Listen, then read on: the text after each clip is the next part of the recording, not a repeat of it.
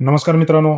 आज आपण जाणून घेणार आहोत माहिती अधिकारचा अर्ज कसा भरायचा, कुठं द्यायचा आणि त्याची ओसी कशी घ्यायची आणि माहिती अधिकारच्या अर्जामध्ये माहिती भरायची काय आणि कशी भरायची. सर्वप्रथम आपल्याला माहिती अधिकारचा अर्ज घ्यायचा आहे. हा आपल्याला रेडीमेड मिळतो. Googleमध्ये सर्च केल्यानंतर आर-टी-आय ॲप्लिकेशन म्हणून सर्च केल्यानंतर पण मिळू शकतो आणि आपण हाताने पण लिहू शकतो असाच फॉर्मॅट. पण हाताने लिहिण्यापेक्षा आपल्याला रेडी फॉर्मॅट मिळतो. ते जर आपण वापरलं तर सुटसुटीत होईल आणि माहितीसाठी एकही मुद्दा सुटणार नाही. चला तर सुरू करूया. आपल्याला अर्जामध्ये लिहिलेलं आहे. सुरुवातीला पहा इथं अ, इथं ₹10 न्यायालयाचा फी मुद्रांक चिटकवायचा आहे.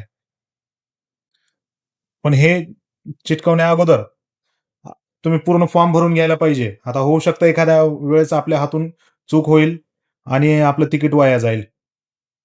मग असं न करता अगोदर पूर्ण फॉर्म भरून घ्यायचा आहे. नंतर तिकीट चिटकवायचं आहे. आता कुठल्याही माहिती अधिकाराच्या अर्जामध्ये सुरुवातीला जोडपत्र अ लिहिलेलं आहे का ते पहा. नियम 3 आहे का पहा. कारण होऊ शकतं जोडपत्र ब जर असेल तर तो अपिलासाठी असतो. प्रथम अपील असते. म्हणून आपण सुरुवातीला जोडपत्र अ पाहायचं आहे पहिला अर्ज करते वेळेस. मग इथं मेन्शन केलेलं आहे माहितीचा अधिकार अधिनियम 2005 अन्वये माहिती मिळण्यासाठीच्या अर्जाचा नमुना आणि प्रत्येक कार्यालयामध्ये एक जन माहिती अधिकारी असतो, अपिलीय अधिकारी असतो आणि त्याच्यावर माहिती अधिकार आयोग असतो. राज्य माहिती आयोग म्हणतात त्याला. मग आपल्याला सुरुवातीला माहिती मागते वेळेस राज्य जनमाहिती अधिकारी यांच्याकडेच मागायचं आहे. आता प्रत्येक कार्यालयामध्ये एक जनमाहिती अधिकारी नेमलेला असतो. उदाहरणार्थ, जर आपल्याला तहसील कार्यालयातून माहिती मागवायची असेल, तर त्याचे तहसील कार्यालयामध्ये जनमाहिती अधिकारी असतात, नायब तहसीलदार. ज्या त्या विभागाचे संबंधित नायब तहसीलदार. अपिलीय अधिकारी असतात, मुख्य तहसीलदार. तर चला आपण तुम्हाला एक उदाहरण दाखवतो. आपल्याला माहितीचा अधिकार द्यायचा आहे तहसील कार्यालयामध्ये. तर आपण सुरुवातीला इथे लिहिणार आहोत कार्यालयाचे नाव. आता जनमाहिती अधिकारी तर प्रत्येक ह्याच्यामध्ये कॉमनच राहील. पण आपल्याला द्यायचं आहे तहसील कार्यालयामध्ये. तर आपण इथे लिहिणार आहोत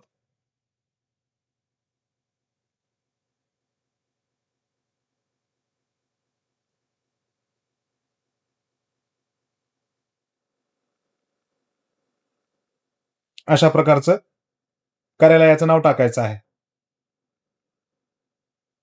त्यानंतर अर्जदाराचं नाव. अर्जदार कोण आहेत? आपण अर्ज करतोय म्हणजे आपणच अर्जदार आहोत. तरी आता आपण लिहिणार आहोत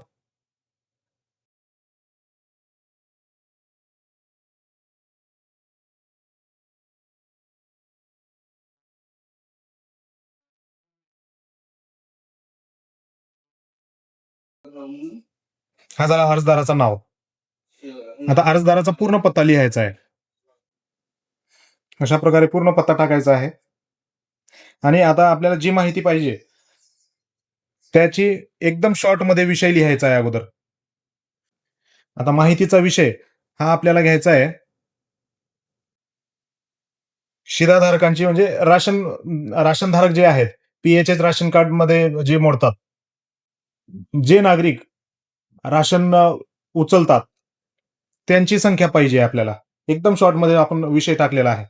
आता या ठिकाणी आपल्याला डिटेलमध्ये टाकायचं आहे. इथे लिहिलेलं आहे बघा, ज्या कालावधीत संबंधित माहिती हवी असेल, तो कालावधी. आपल्याला कधीचा पाहिजे? आपण आता वर्ष पण मेन्शन करू शकतो, तारीख मेन्शन करू शकतो किंवा सध्याला चालू असलेलं वर्तमानमध्ये.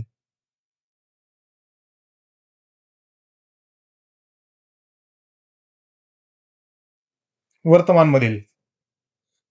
आता इथं लिहिलेलं आहे, हव्या असलेल्या माहितीचे वर्णन. आता इथं आपल्याला पूर्ण माहिती द्यायची आहे, डिटेलमध्ये द्यायचं आहे. काय लिहायचं सुरुवातीला?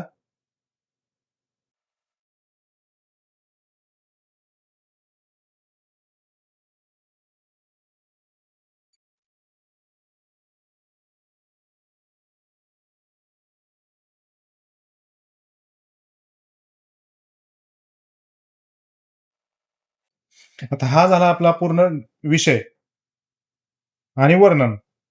आता या ठिकाणी आपल्याला लिहायचं आहे, या ठिकाणी म्हणलेलं आहे बघा, माहिती टपालद्वारे हवी की व्यक्तिशः हवी आहे. मग आपल्याला कशी पाहिजे?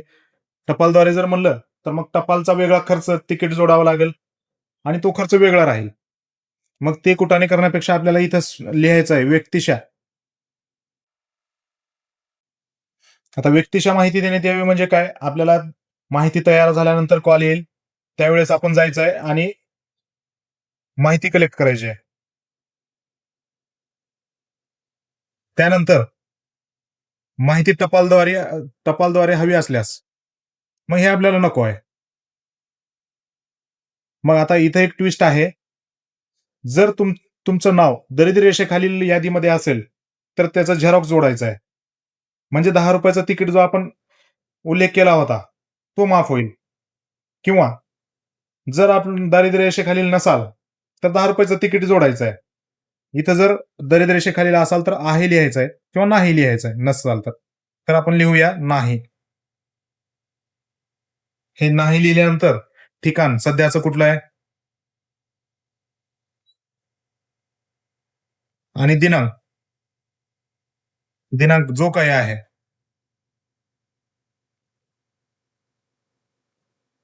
2026. इथं सिग्नेचर करून टाकायचे आणि ₹10 स्टॅम्प जोडून याची एक झेरॉक्स प्रत तयार करून आता हे पूर्ण झाल्यानंतर, तिकीट जोडल्यानंतर एक ह्याची झेरॉक्स प्रत घ्यायची आहे. झेरॉक्स प्रत ही क्लिअर असावी आणि मग ह्या दोन्ही प्रती घेऊन तहसील कार्यालयामध्ये जायचं आहे. तिथं आवक जावक हमखास असतोच. प्रत्येक कार्यालयामध्ये हा आवक जावक डेस्क असतो, तिथं जमा करायचा आहे. जो झेरॉक्स घेतलेला आहे त्याच्यावर आवक जावकचा सही शिक्का घ्यायचा आहे आणि हे ओरिजिनल त्यांच्याकडे जमा करून आपल्याकडे ओसी ठेवायची आहे, जेणेकरून आपल्याला पाठपुरावा करता येईल नंतर.